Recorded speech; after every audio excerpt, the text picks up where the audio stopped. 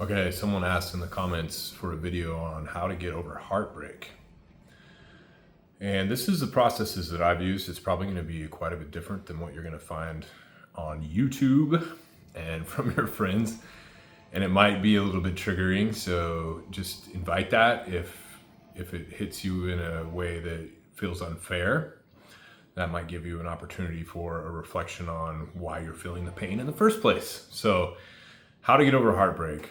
The first thing I want to talk about is what my mentor calls primordial love.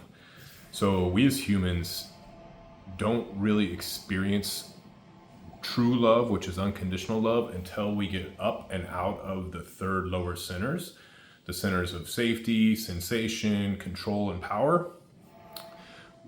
Most people, including myself from time to time, are operating in those lower centers, and that's where all your pain comes from, guys. That's where the ego operates. That's what 99% of the people in the world are doing, and that is why we have these problems. That is where the problems of the world come from. The whole idea of doing the work, of doing the ROAR method, of using whatever methodology you use, you can use the Handbook for Higher Consciousness, which is an audiobook on this channel, is to raise your energy up out of those lower centers and into the heart. And in the heart, you move from primordial love, which I'll explain in just a second, to true love, which is unconditional love. And when I say true love, that's not even technically true, because that's just a higher version of what love is, but it goes much higher than that, up into the higher centers as well. So first of all, we need to understand that primordial love is not real love. And what that means is, like, when we love somebody, the first thing that we do in America or in the world is we put a contract on the love. Let's get married. Let's throw a contract on here. As long as you do A, B, C, D, and don't do E, F, whatever, then I'll love you. As long as you follow these conditions. So what is that? It's conditional love, right? I'm all for marriage. I'm all for monogamy. I'm all for building with a life partner. But the whole marriage contract is the opposite of love. Love is limitless.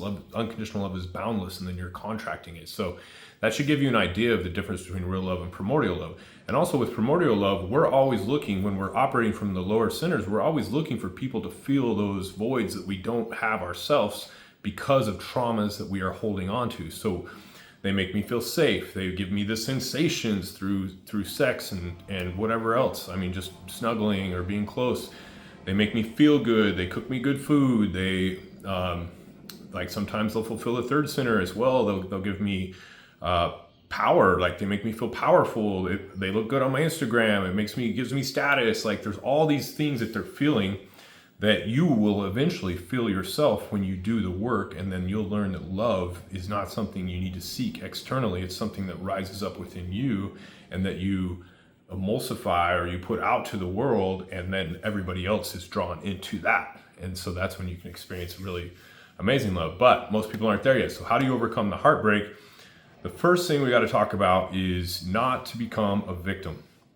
And this is where it might come across a little bit harsh, but no matter what this person did to you, you need to look at it as a benefit. And what I mean by that is, let me tell a little story. I always tell this story about, let's say that I was with a girl. This isn't a true story, but it's pretty funny.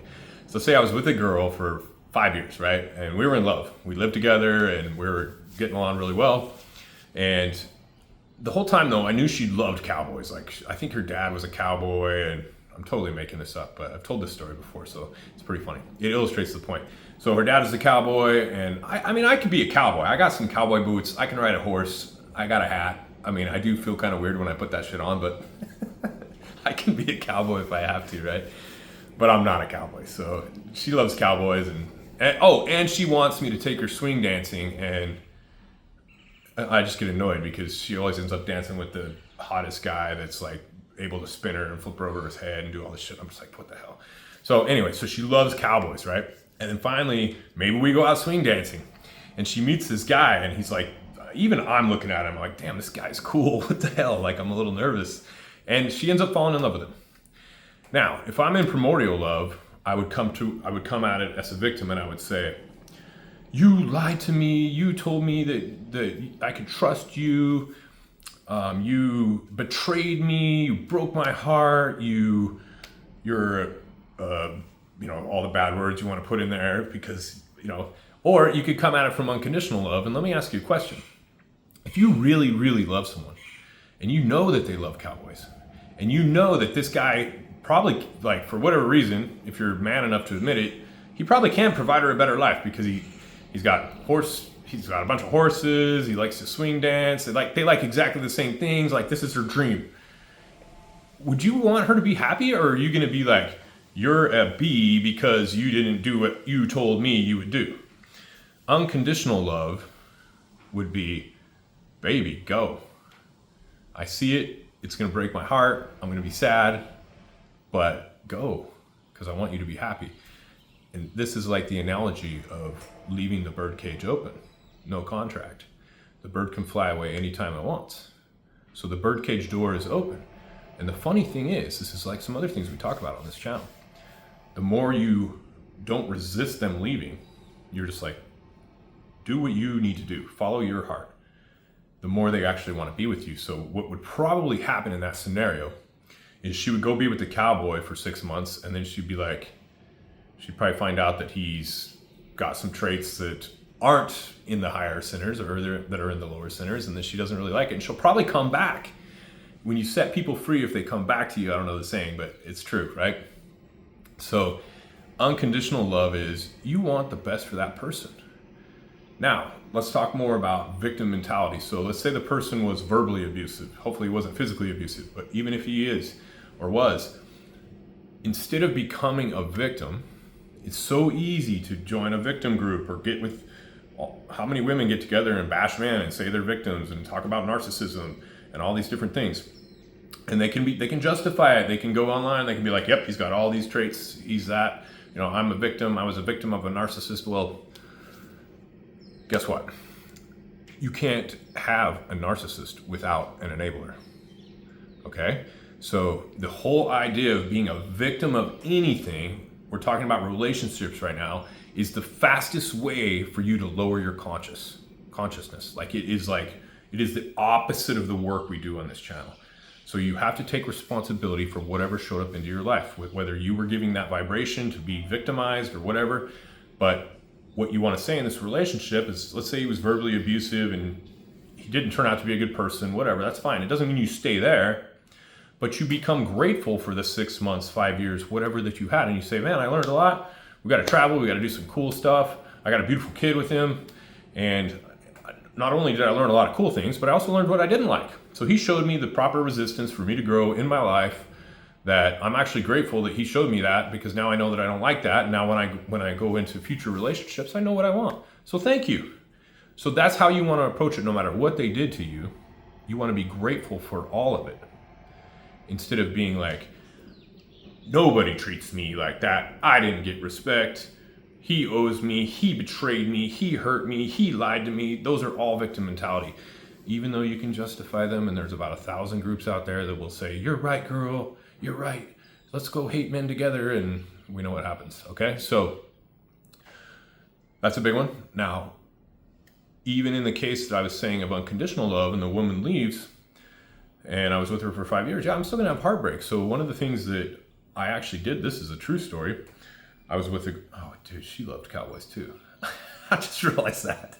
I promise the first story wasn't true, but this girl did like cowboys. So I was with this girl, we separated, and I remember sitting on my couch and just being like, I don't have these feelings anymore, but I used to have like these jealousy feelings. I'm like, what if she's with another guy? What if I know she likes this other dude named Brian. What if her and Brian get together? Oh, he's my friend. And I'm just like, like we've all had these thoughts, right? Be honest, we've had these thoughts. And so I don't know, I learned this technique. I've been into spirituality for like 20 years, and I learned this technique of purging. So this technique worked really well for me. So I just sat on my couch and I imagined the most horrendous things that I could possibly imagine.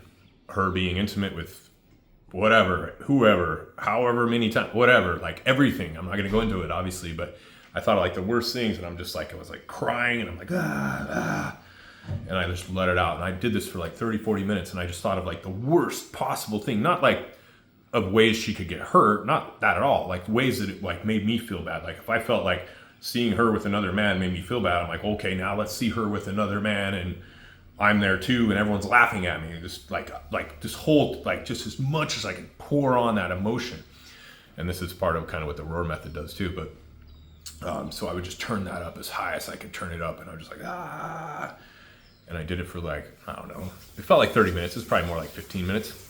And then finally I would think of her with another man and I would just be like, who cares? Like you go from this anger and moving it out to this like, I don't even care. And the funny thing is, my friend Brian did call me about 5 weeks later, or about 5 weeks, and said, hey, can I date this girl? So this is a true story. Okay. Had I not done that purging, I remember that call, like I was pretty okay with it. I'm like, yeah, dude, you can, totally. And thanks for asking. You're a good friend. Thank you for asking me. And then I got off the phone and I'm like, yeah, there's a little bit, it's still there, right? So I had to clear that out, but it wasn't like, had it just been like, you know, people that don't clear their energy and are really operating in those lower centers, they could be like, F you, bro, I'm going to see you next time I see you, I'm going to do this to you. You know, like there's people like that, right? Obviously we see a lot of violence around relationships. So that's another way to clear it. What else do I want to talk about? Really the best thing to do though is to realize that those feelings that you're yearning for, that feeling of acceptance, safety, sensation, love, they're all within you. They're not external. So as you do this, and I know that that's just me telling you that, you need to actually experience that. And you'll start to experience it if you take this work seriously. You do the roar method, links in the comments, we have a community, and you start to actually clear this stuff out. And what happens is you're clearing out all the energies that are blocking your own energy from rising up into that fourth center, then eventually the fifth, sixth, and even seventh center. And guys, I'm telling you, like today, I wonder if I should share this stuff because sometimes I don't want to make people feel bad, but I'm feeling like I'm just laughing like the funniest, like I already recorded this video once and I had my headphones, I guess, on Bluetooth, so it didn't record any of the audio, but I just started laughing. Like it's so freeing, like the actual truth of who you are, know thyself, by getting rid of all of these false beliefs and things that we clear out using the roar method.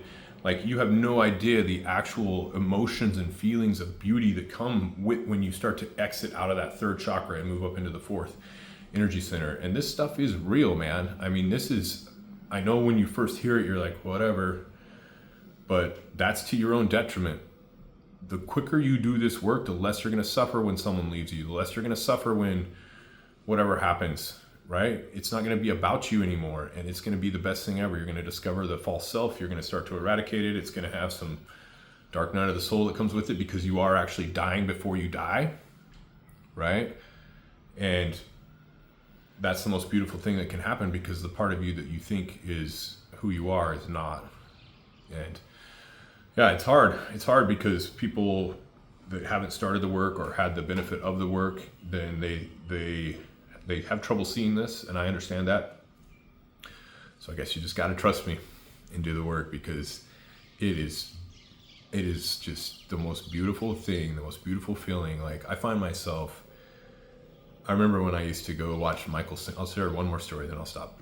I remember when I used to go watch Michael Singer at his place in Alachua. I always say that name wrong. Alachua, Florida. I think that's right. Somebody's going to correct me. He has this Temple of the Universe Center, and Michael Singer is an enlightened person, guys. Like I would recommend all his books, all his stuff, all his chat.